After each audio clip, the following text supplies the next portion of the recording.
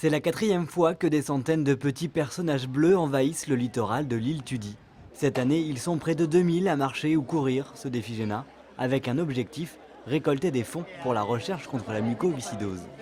Notre petit Eriwan, petit-neveu, a la mucoviscidose et puis mon beau-frère et ma belle-sœur sont très actifs au niveau de l'association.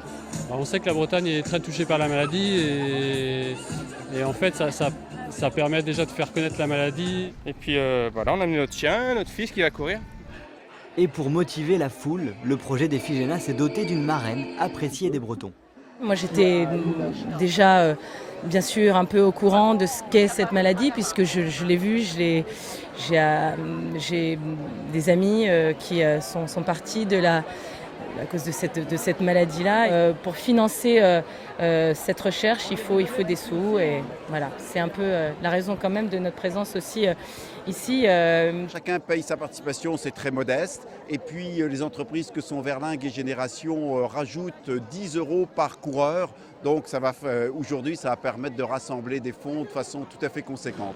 Et c'est d'ailleurs dans le Finistère qu'une partie des recherches s'effectue. Notre rôle est de faire connaître les travaux du professeur Ferrec à Brest pour mettre en lumière justement tout ce qu'ils font pour améliorer les traitements, parce qu'ils arrivent maintenant à faire des traitements, améliorer aussi l'espérance de vie, puisque en peu de temps finalement, en 40 ans, l'espérance de vie a vraiment beaucoup progressé.